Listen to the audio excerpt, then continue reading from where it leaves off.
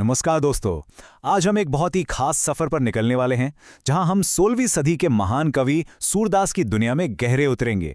हम उनके 3 सबसे पावरफुल पदों का विश्लेषण करेंगे और ये देखने की कोशिश करेंगे कि कैसे उन्होंने इतने साधारण शब्दों में इतनी असाधारण भावनाओं को जिंदा कर दिया। तो चलिए तैयार हो जाइए। हम एक बच्चे के मासूम प्यारे से झूठ से अपनी बात शुरू करेंगे और एक प्रेमी के दिल को चीर देने वाले दुख तक पहुंचेंगे। ये एक ऐसा सफर होने वाला है जो सूरदास की नजरों से इंसान और ईश्वर की भावनाओं के हर एक रंग को हमारे सामने खोल कर रख देगा। तो सबसे पहले ये जानना जरूरी है कि हम बात किसकी कर रहे हैं।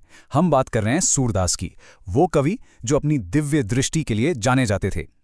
कहते हैं वो अपनी आंखों से नहीं बल्कि अपनी आत्मा की आंखों से कृष्ण को देखते थे। और उनका कमाल ये था कि उन्होंने भगवान को मंदिर की मूर्ति से निकालकर हर घर के आंगन में खेलने वाला एक बच्चा बना दिया।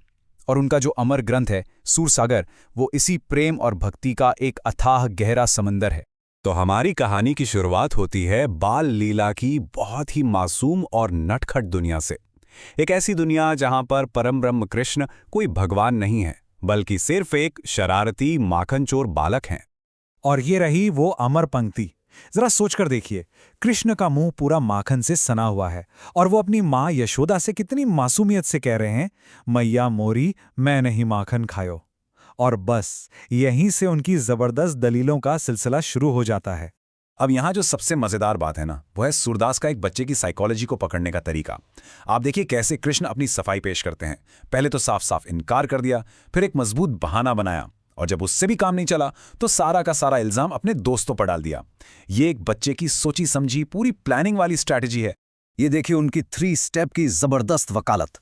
पहला, अपनी एलिबाई पेश करते हैं, अरे मैं तो सुबह से शाम तक जंगल में गायों के पीछे भाग रहा था। दूसरा, लॉजिक का इस्तेमाल करते हैं, देखो तो मेरे हाथ कितने छोटे छोटे हैं और ये छींका तो इतना ऊंचा है, मैं भला यहां तक कैसे पहुंचूंगा। और तीसरा, द अल्टीमेट ब्लेम गेम, ये सब ग्वाल बाल मेरे दुश्मन हैं, इन्होंने ही जबरदस्ती मेरे मुंह पर ये माखन लगा दिया है। सूरदास का यही तो कमाल है, जो भगवान के इस बाल सुलभ चतुराई से हमें हंसा भी देते हैं और उन्हें बिल्कुल हमारे जैसा बना देते हैं। और यहीं पर दोस्तों साहित्य का एक बहुत ही खूबसूरत कॉन्सेप्ट सामने आता है, वात्सल्य रस। ये वो भाव है जहां भगवान और भक्त का रिश्ता किसी डर या श्रद्धा का नहीं होता, बल्कि एक माँ और बच्चे के बीच के निश्चल प्यारे और कभी कभी नोकझोंक वाले प्यार का होता है। और इस रस के सूरदास को सम्राट माना जाता है।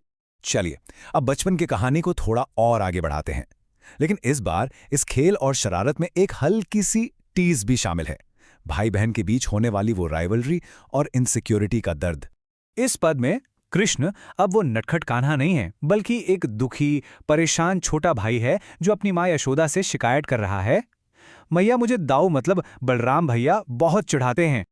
और ये कोई मामूली शिकायत नहीं है। सूरदास ने बच्चों के बीच होने वाले तानों की उस क्रूर सच्चाई को पकड़ लिया है जो सीधा दिल में चुभ जाती है। बलराम कृष्ण को उनके सांवले रंग पर चिढ़ाते हैं। वो कहते हैं कि तुम यशोदानंद के असली बेटे हो ही नहीं, तुम्हें तो खरीद कर लाया गया है। और सोचिए, जब सारे ग्वालबाल उन पर हंसते होंगे तो भगवान का वो दर्द भी कितना असली और कितना हमारा अपना सा लगने लगता है। तो यहाँ जो तलाव है ना, वो सिर्फ रंग का नहीं, वो पहचान का है। एक तरफ है गोरे बलराम जो घर के इनसाइडर हैं और चिढ़ाने की पोजीशन में हैं, और दूसरी तरफ है सांवले कृष्ण जो टारगेट हैं और खुद को एक आउटसाइडर जैसा महसूस कर रहे हैं। ये सिर्फ एक झगड़ा नहीं है, ये अपनी पहचान पर, अपने अस्तित्व पर एक गहरा सवाल है। तो अब सवाल यह है कि इस गहरी चोट का जवाब माँ यशोदा कैसे देती हैं? बिल्कुल शुद्ध वात्सल्य से।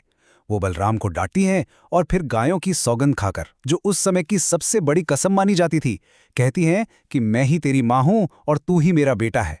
यहां कोई तर्क काम नहीं करता, सिर्फ और सिर्फ माँ का प्यार जीतता है। अब तैयार हो जाइए, क्योंकि हम कहानी में एक बहुत बड़ा, बहुत ड्रामेटिक मोड़ लेने वाले हैं। बचपन की मीठी यादों से निकलकर अब हम सीधे विरह और जुदाई के गहरे तकलीफदेह समंदर में उतर रहे हैं। एक ऐसी जगह जहां प्रकृति भी दोस्त नहीं दुश्मन नजर आने लगती है। जरा इस एक सवाल की गहराई को, इसकी टीस को महसूस कीजिए। कृष्ण के बना तड़पती हुई गोपियां एक खिलते हुए फूल से पूछ रही हैं, अरे फूल तू क्यों खिल रहा है? मतलब जब हमारी दुनिया ही उजड़ गई है तो इस दुनिया में ये खूबसूरती किस काम की? अच्छा, इस दर्द को ठीक से समझने के लिए इसका कॉन्टेक्स्ट जानना बहुत जरूरी है। ये पद सूरसागर के सबसे मार्मिक, सबसे दर्द भरे हिस्से भ्रमर गीत से लिया गया है। कृष्ण ब्रज छोड़कर मथुरा जा चुके हैं और गोपियां उनके विरह की आग में जल रही हैं। वो सिर्फ दुखी नहीं हैं, उन्हें ऐसा लग रहा है जैसे कृष्ण ने और इस पूरी कायनात ने मिलकर उन्हें धोखा दिया है। यहाँ सूरदास एक बहुत ही पावरफुल लिटरेरी टेक्निक का इस्तेमाल करते हैं जिसे पैथेटिक फैलेसी कहते हैं। आसान भाषा में इसका मतलब यह है कि जब इंसान ये उम्मीद करने लगता है कि प्रकृति भी उसके सुख दुख में उसका साथ देगी। गोपियों को लगता है कि अगर वो रो रही हैं तो बादलों को भी बरसना चाहिए, पेड़ों को मुरझा जाना चाहिए। लेकिन जब ऐसा नहीं होता तो प्रकृति की यही खूबसूरती एक क्रूर मजाक बनकर उन्हें और भी ज्यादा तकलीफ देती है।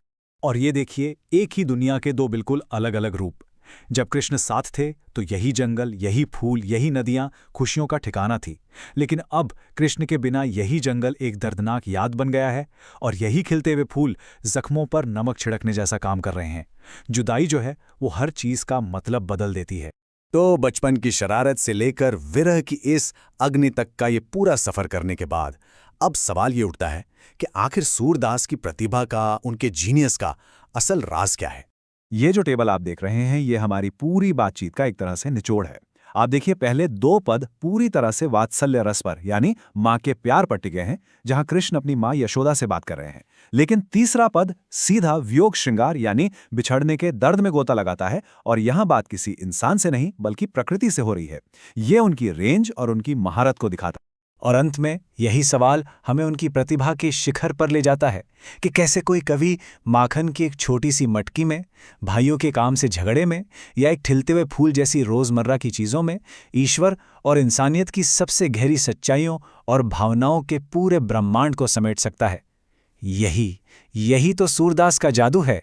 तो दोस्तों, अगर आपको सूरदास की दुनिया का ये सफ़र पसंद आया और ये विश्लेषण आपके लिए उपयोगी रहा तो ऐसे ही और साहित्यिक विश्लेषणों के लिए हमारे चैनल को ज़रूर सब्सक्राइब करें। धन्यवाद।